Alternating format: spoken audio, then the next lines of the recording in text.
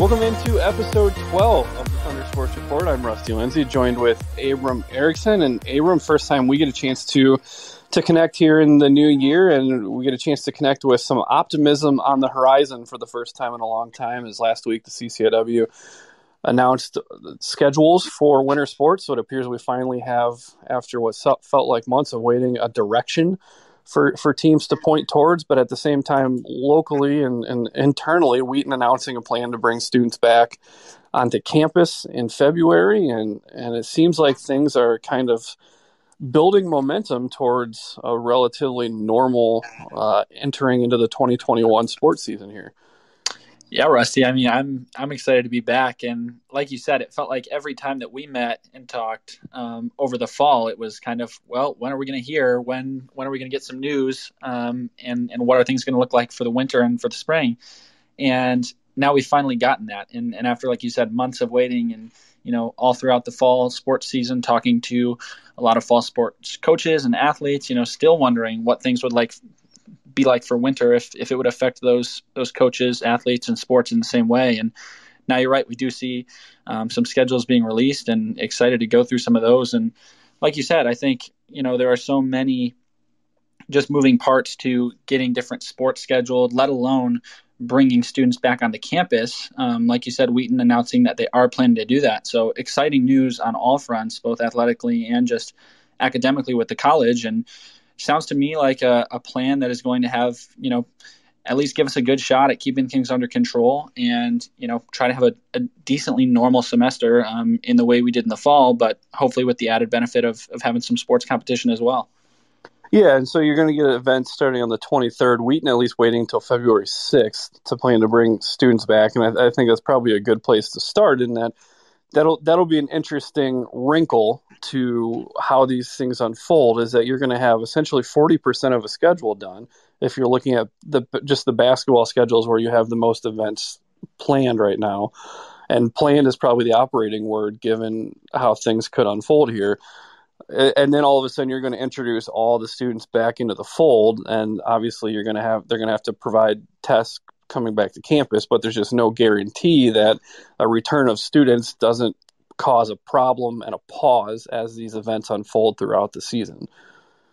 Yeah, Rusty, that's a good point. I think, to say that the season will be almost halfway done, like you said, speaking in terms of basketball, before the majority of students get on campus, at least for Wheaton, I think is a reason for some hope that we could get some games under our belt, and maybe just sort of get the feel of how these COVID safe, events are going to happen before we do get some more students on campus. Obviously, that's an inflow of a lot of students from a lot of different places, especially when we look at the Wheaton student body and how that's made up. So we'll have people traveling in from everywhere. And like you said, of course, there's an ambitious testing plan for getting students on campus and making sure that the student body starts the semester healthy.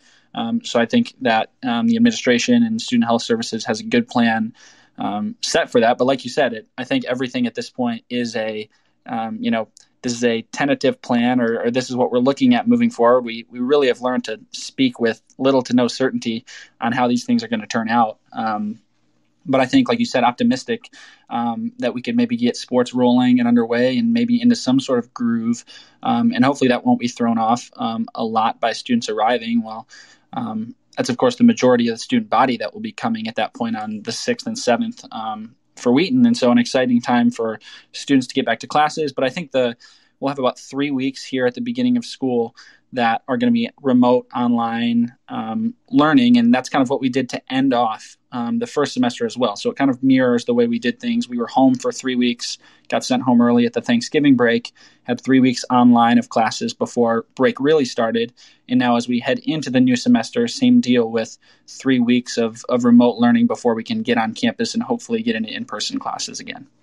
Yeah, and as you introduce schedules, and Wheaton has, like you mentioned, an ambitious testing policy, and Wheaton had a lot of success with the bubble setup in the first semester, but the plan to provide rapid testing for the entire student body once a week to the entire second semester is an ambitious undertaking. But the one thing you look at from an athletic standpoint is, at this point, and we talked about it during the first semester on the pod, is that when you get into competition, the integrity of your bubble then relies on how strongly other schools are following as well.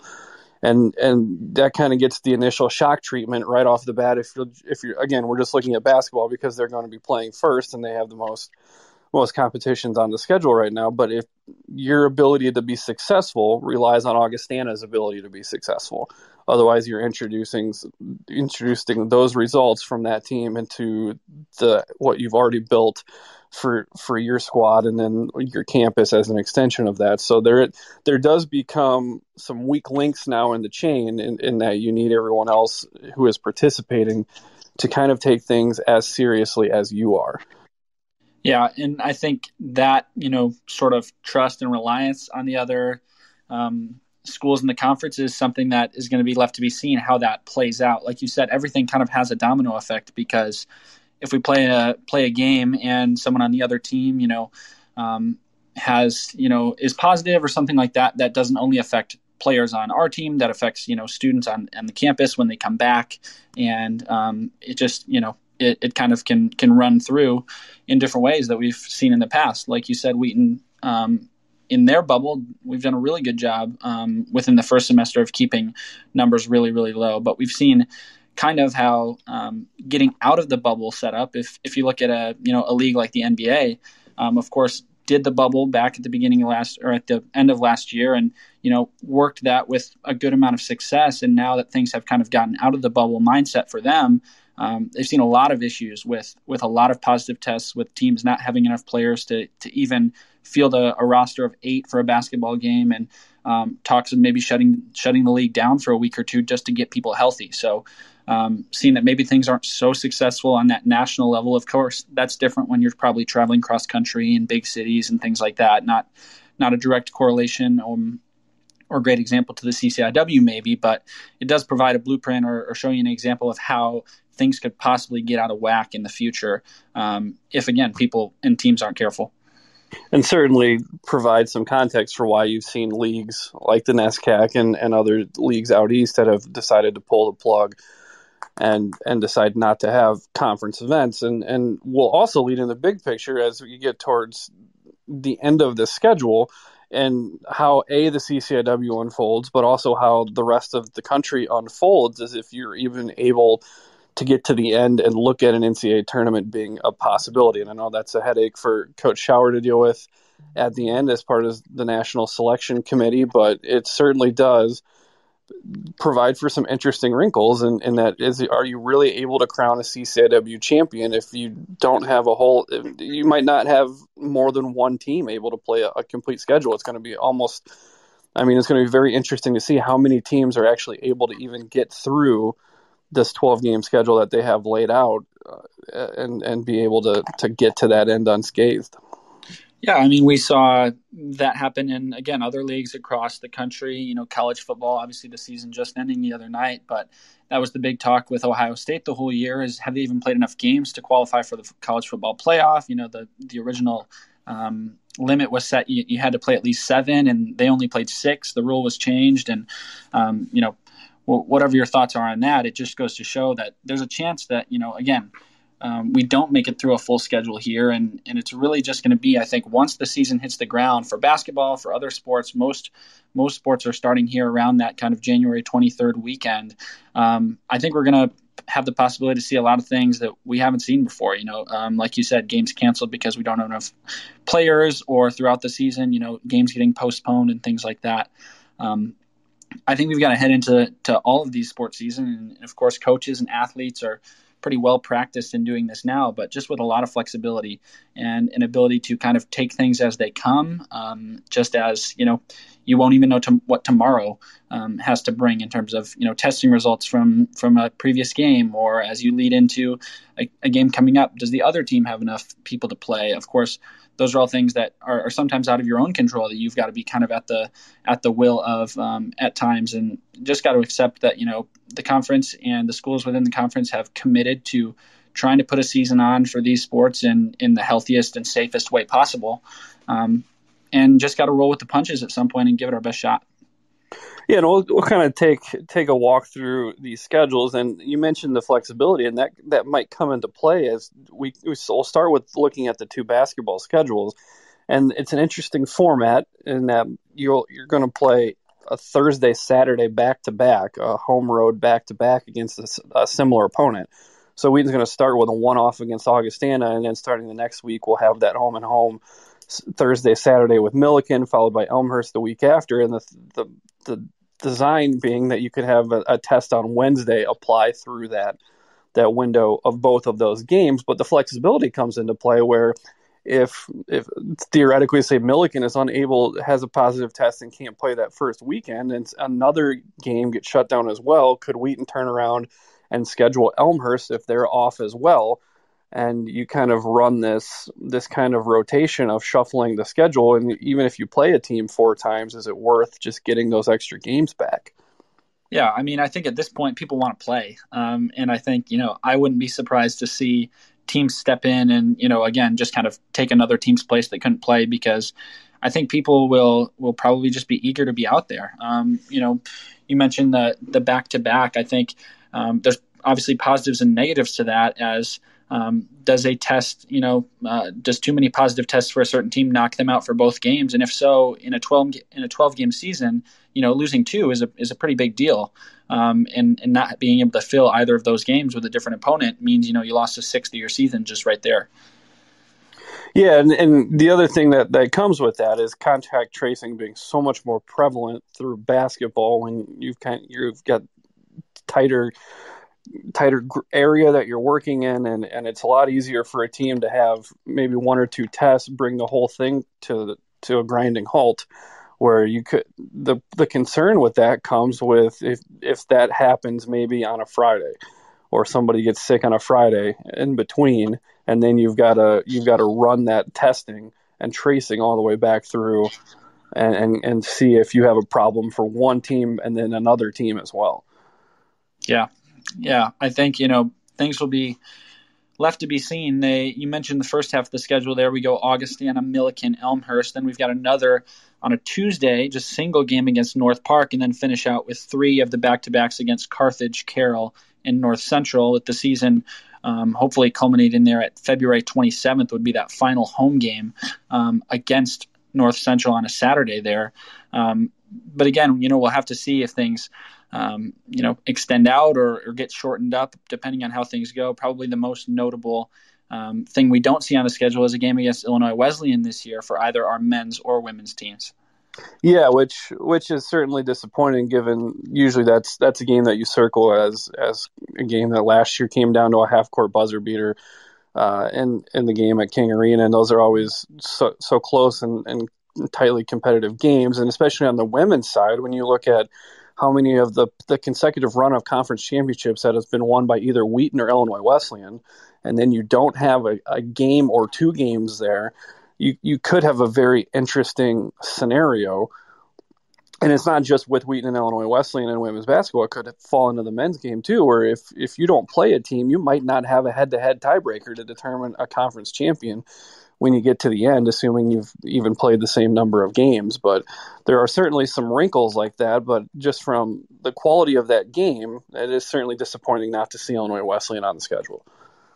Yeah, and one thing that comes with those big games, Illinois Wesleyan, some North Central games, of course, big games against a lot of teams in the conference are, just kind of the atmosphere that you feel, again, talking specifically about basketball when you're in there in King Arena. And that's not going to be the case this year, as spectators will be barred from all competitions. There won't be fans at any of the games that we see here. And maybe that has a larger effect on some sports than others, but I think it's something that is certainly understandable and a good decision from a health standpoint. But another thing where you just have to say, man, it's a bummer, because getting sports back is, important for players, important for fans as they can continue to watch online or stream or things like that. But there is still something about swinging through, the arena on a Tuesday, Thursday, Saturday night and watching a game that, won't be felt, during this semester. And just another thing that we've got to let go of here. And I'm interested to see how that plays out. We've been watching professional sports leagues with some games with limited fans, some games with no fans, other games with not as many restrictions. Of course, games that are nationally televised, networks have had to make the decision: do you pipe in crowd noise to make it sound a little bit more normal, or do you leave it sit empty and just be really quiet other than the play on the field? And those are all things that players will, I assume, get adjusted to pretty quickly. I wouldn't think maybe would have a huge effect, but you wonder if is home field advantage, home court advantage not as much of a big deal anymore? What are all the ramifications of not having people in the stands for any of these competitions? Right, and you also run into what does a gym setup look like when you don't have those fans in? Because you look at some place like Gregory Arena in Naperville, and North Central, that's a big arena that if you don't have fans in, there's really no need to bring out the bleachers that they put down on the lower level around the court. And it just, that feels at that point like a very empty gym. I mean, you're very aware of how much extra space is in that gym. And that's a gym that has some perception issues for visiting teams when they come in and they've got that much room and space behind the backboard. And all of a sudden you don't even have any fans there to give you depth perception. That can be very interesting. I'm thinking also of Van Male Fieldhouse up at Carroll, that there's a lot of space behind those baskets that, depending on how gyms choose to set up with no fans, could make for a very, very interesting atmosphere and make it a little trickier for teams coming in there. Yeah, I think you make a good point. I mean, Wheaton probably a place that doesn't matter as much, just having a little smaller gym there in King Arena, whether bleachers come down or not. Of course, you get the feel that things are a little more wide open, probably especially if the end bleachers aren't down on either side, but not as much of an issue as some of those other bigger arenas. But of course, you're going to get the feel of both as you've got to play these back-to-backs that, you've got one home and one away. And so I think the other thing that comes up is interesting to see how teams will play each other back-to-back, because we see so often, a team plays a team early in the season, the results go one way, and then, later in the season, a team is a totally different team based on how things have gone. And we won't get to see that progression or the way that teams match up against each other at the beginning and start of and end of a season as we do now, where you head in, you play one game, and a couple of days later, you've got a couple of days to adjust, make your adjustments, and then have, another game right up against that same team again. Right, and it's worth noting the turnaround, too, is that you're playing a 7 o'clock game on Thursday night and then a 2 o'clock game on Saturday. So if you're a coach, you're not really looking to do a hard practice on Friday. You're doing probably more of a recovery walkthrough, that there's not a ton of time to get a change in game plans in there. You're really looking at film, maybe doing an hour-long practice or so and getting them into the training room to get whatever recovery they need. So there's going to be a lot of pressure, and I think going to expose some assistant coaches even around the conference, and that the scouting report is going to be so thorough on Thursdays when you have that 5 days to prepare for a team, that then that Saturday is going to be very interesting to see how teams make adjustments when they haven't really had time to practice it much. Yeah, we look, the men's schedule right now has got 7 home games. So we'll see the men's basketball team in King Arena 7 times. Over on the women's side, it is only 5. The difference there being that game against North Park, that's the one-off, and also against Augustana, both are home for the men. Both will be away for the women. Won't get to see them as much here in King Arena. But again, both teams, a 12-game schedule, starts on the 23rd of January and hopefully ends up somewhere around February 27th. And we'll, again, just have to see how things move forward and whether games go through, whether we get them all in. And I think we're all optimistic and excited about that, but time will have to tell on just one other thing as we've gone through this pandemic.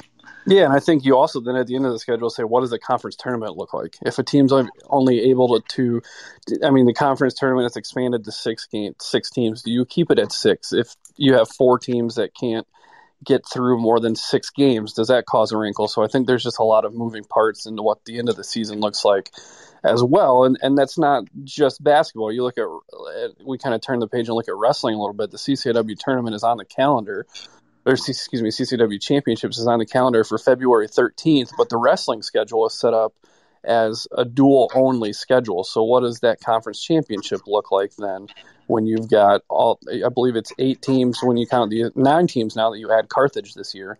when you add the associate members, what does that conference championship look like in Rock Island on February 13th? Yeah, we look at the wrestling schedule. If we want to go down kind of line by line here, they've got really 3 dates on the schedule. That's January 23rd, January 29th, and February 5th. We're going to see a lot of the same teams, like you mentioned. Many of those are those affiliate schools, and we can talk in a little bit about how that maybe affects some things with testing and with trying to keep that bubble mindset. But, we've got Lakeland, Concordia, Carthage, Elmhurst, Milliken, and then Milwaukee School of Engineering. And we kind of see some familiar faces across those 3 dates before we head to that possible CCIW championship game meet on February 13th. Yeah, and it is interesting, and talk about what a year to add your wrestling program for Carthage, and Wheaton's going to get a chance to see them on their first competition date on the 23rd. So you have a 4-team set up on the 23rd, and then they will come home for a 5-team setup on the 29th before going to Carthage for a 5-team setup on the 5th of February. But the associate members bring an interesting wrinkle into this, and that Lakeland, Concordia, and MSOE are those schools going to follow along with the same kind of testing protocols that the CCIW is hoping to do. And wrestling inherently is going to be interesting, and that just the nature of the sport causes some concern when you look at it in the COVID landscape. Yeah, I think, we mentioned even just at the beginning of the podcast here how important it is to have all schools within the conference that are going to be competing, kind of trying to buy in the same amount in terms of testing and things like that. I think with a lot of things so far, we don't want to speak with a lot of certainty on what exactly the CCIW mandated testing and contact tracing protocols are. But you have to wonder if those affiliate schools will be under the same scrutiny from the CCIW to follow those as closely. Yeah, that's another one where contact tracing in a wrestling room can snowball pretty quickly. Where if given how training cycles can go and moving through and kind of cycling your partner and trying to get a look at different styles and all that, I think a wrestling room can provide a pretty quick spread if a team would happen to have that problem, which hopefully they don't. So there is some uncertainty there, but I think it's a good move on the part of the conference to initiate things as a dual setup. I think you've got the ability to control things a lot better rather than inviting teams to find these open tournaments the way they are accustomed to finding. Yeah. Well, we've got men's and women's basketball kicking off on the 23rd. Wrestling will do the same, but you look once again, wrestling has a CCIW championship scheduled for the 13th, and then even past that has NCAA championships also on the books. Tentatively, I would assume, but February 27th, looking at a regional meet, and then the championships being kind of that March 12th to 14th. Of course, more questions are going to abound on that as the season goes along, and like you said, across the country, if we get to a time where national championships are going to happen, that brings a whole nother thing into the mix. Is just now you've got a lot more widespread teams from different regions of the country that are going to come into play at the same place.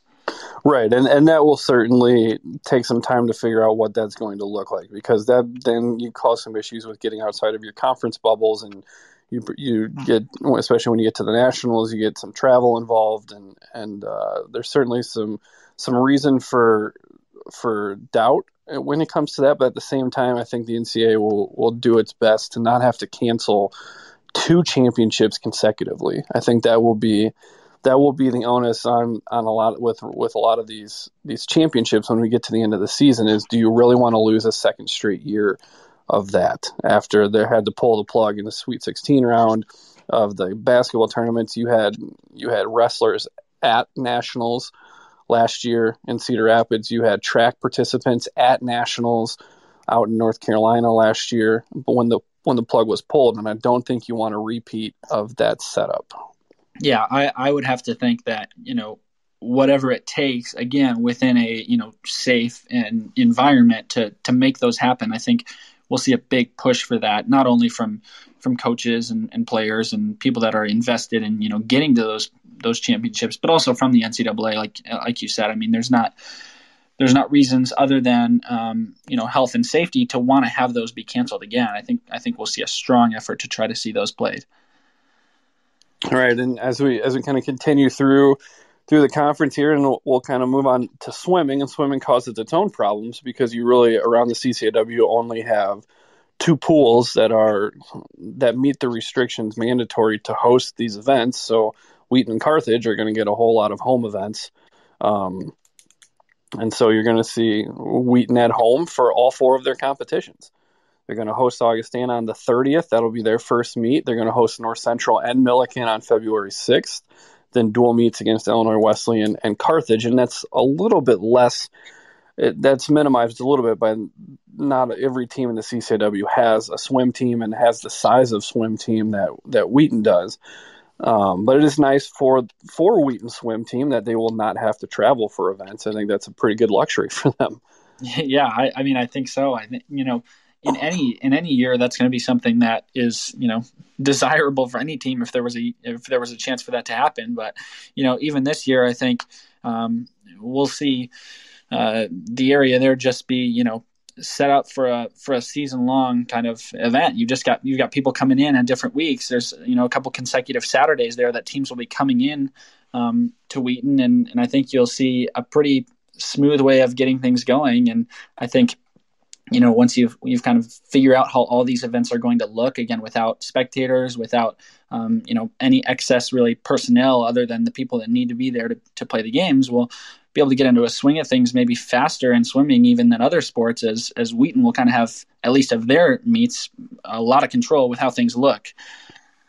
Yeah, and it's one thing to note too is that swimming, and we'll kind of have the same problem when we talk about the track schedules, is that there can be a lot of idle bodies around an event when you get into these swim meets. But Wheaton, and again, I'm not sure if this extends around the conference, Wheaton at least has the plan that they're doing the men's meets and the women's meets separately as a way to limit the bodies coming through. So they're alternating which meet will go first. The women will have the first meet against Augustana and Illinois Wesleyan, with the men going first in the other two meets on February 6th and 20th. So there are some initiatives being taken here to limit the number of idle bodies you have around these meets and around the pool deck as you kind of cycle through all these events and trying to get through it as quick as you can. Yeah, I think wrestling, swimming, and track and field kind of all have that kind of, if you've walked into a competition of any of those, events at different times, you just see a lot of people sitting around or waiting for their event or waiting for their race or whatever it is, their match. And I think that'll look a lot different this year. There are ways that I think that's going to be trying to be cut down on. If we want to turn and look at the track team or just talk briefly about it, I know one thing that I've heard that's going to be happening for our track team at least is, normally we have a team head to a meet, and most of our meets are a good ways away, whether they're in Kenosha or they're in Bloomington or even if they're just in Naperville. Everyone gets on the bus and everyone heads there at the same time, and everyone stays for the whole meet. And from my understanding, that's not going to be how things go this year. You will see a lot more or for track specifically, event groups, sprinters or jumpers or, shot put, athletes kind of coming in small groups, having their event and leaving right away. I think that's one of the many measures that we'll see taken to try to limit, spread and occupancy inside those arenas. Yeah, and that certainly will. We had talked about the environment being different with no spectators at any of these. That certainly takes away from some of the environments of these swim and track meets and wrestling meets as well, is that you have those people who are not participating, who are usually there supporting their teammates, where this is going to be a lot more of participating in a vacuum. And this is going to be kind of your event and you're done. Yeah, I think a lot of these, we think of, swimming, track, wrestling to be more individual sports than, a basketball or soccer or football, whatever you may be. But of course, there are elements to swimming, track, wrestling that are still a lot about, team sports. And there's a lot of importance in being with a group of people there, like you said, with, whether it's people circling the track for the end of the 4x4, relay at the end of a meet or whatever it is. Those things aren't going to happen this year. And I think that'll just be a different feel all around. And those sports are going to feel even more individualized than ever, I would think, this season. Yeah, and as we look at the track schedule, it is worth noting with the swim schedule, there's still a plan to have CCW championships. Now that will not look its normal self where they go up to the Recplex in Pleasant Prairie, Wisconsin for those 4 days. It's likely to be a split event, probably between Wheaton and Carthage hosting those two things. But track itself is not even going to try to do that, and I don't know how you would. I don't know. I mean, it'll be ambitious to attempt for swimming, but certainly for track, it doesn't seem plausible to have a legitimate conference championship event where you just can't bring in all track teams from around the conference and do it. Yeah, I've been at those, and again, there's just so many people, taking away spectators and athletes. Even then, that's just a lot of bodies that are on all these different teams. When we look at the track and field schedule, both men's and women's look similar, and that's starting on February 6th with a meet up in Kenosha against Carthage, Elmhurst, and North Park. So you see a group of 4 there. Go back on the 13th of February to Bloomington against Illinois Wesleyan and Millikin. And then you've got an event that will be CCIW wide, at least hopefully, but with a smaller group of people when you've got the multi-event meet on February 20th, and then capping out for the meet on March 6th against Carthage and Carroll, once again up at Carthage, before a possibility of some indoor track nationals. Again, those were cut off last year, but we're not, I don't think, and like you said, there's not really a way to see a conference meet for indoor track.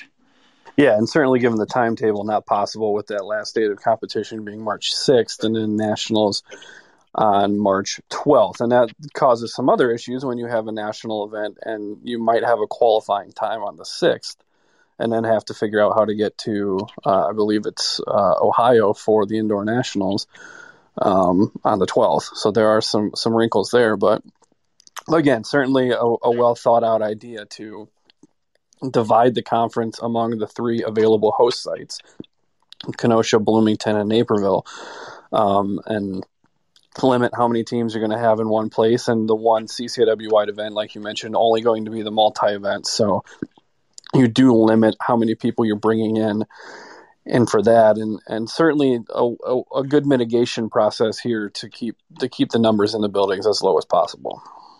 Yeah, I think what we're going to see just across all sports, across the CCIW is just a concerted effort just to keep things going. I think, we've got processes put in place now, mitigation procedures that have been laid down. Of course, those are going to be different for different sports just by the nature of how each sport runs. There are different challenges to hosting a large track meet than there are to holding, a basketball game, but there are challenges to each one. I don't think really either one is, necessarily better or, worse. I think we're going to see a lot of, adjustment that goes on and a lot of precautionary measures taken as they should be. But I think, again, what we said at the very start is we've got a plan in place and it's going to come down to just execution on that. I think as we're going to begin to see as competition starts, what testing levels look like and, what contact tracing ability looks like as well. We're going to attempt, of course, to have seasons in all these sports and grateful that opportunity has been made possible. But again, I think there's going to be a close eye on everything that happens in each sport this year. And you're going to see a lot of just scrutiny on way things are done, way meets are hosted, way athletes are behaving, and all in the effort of just trying to keep seasons going and keep people safe. Yeah, and you brought up a good point, is how far will some teams be willing to go to be able to keep their season going? I mean, we saw a situation developing in the NBA earlier this month where a team was going to dress an injured player who had no possibility of playing just to have enough available bodies and to be able to keep that game on the schedule. Now, that game ultimately ended up being postponed, but are you going to run into a contact tracing scenario where a team's going to be so limited on bodies, we could run into something like that? I mean, that will be an interesting thing to follow. And that all does fall hand in hand. And how are teams going to take this execution of the schedule far enough in order for it to come enough to have a successful season?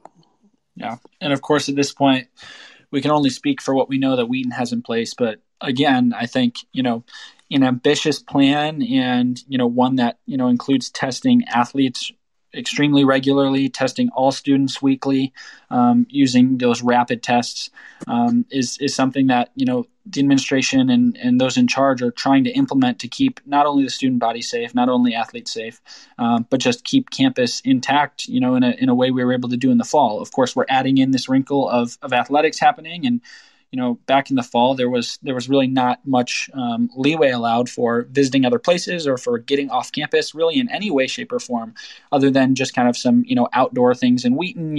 Again, being able to stay safe by staying outdoors was kind of the way that the fall semester worked, whether that was on campus or off campus.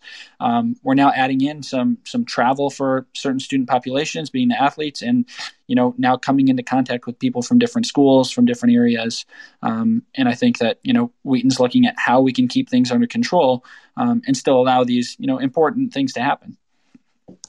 Yeah, and a lot of those outlets that you mentioned aren't going to really be available given the time of year and geography of where we happen to fall. So certainly a lot to we'll have a lot to talk about as we move forward here into the spring. But we do want to thank you for listening to this episode of the Thunder Sports Report. You can find the Thunder Sports Report on Google Podcasts, Apple Podcasts, Spotify, and Stitcher as well as through our Podbean hosting app. If you have any feedback or suggestions, drop us an email at WTSN@wheaton.edu. Again, that's WTSN@wheaton.edu. We'll be back next week, and hopefully we'll have some more schedules to talk about. It sounds like the CCIW will soon be releasing some fall sports schedules to occur in the spring, so we'll get a chance to look at what's going on there and get a chance to hear from a former Thunder student athlete and Carlos Fuentes, who's on the other side of the world, and should be a lot to look forward to for the next podcast. Looking forward to a semester ahead of all the things you mentioned, Rusty. Yep. For Abram Erickson, I'm Rusty Lindsay. Thanks for tuning in to the Thunder Sports Report.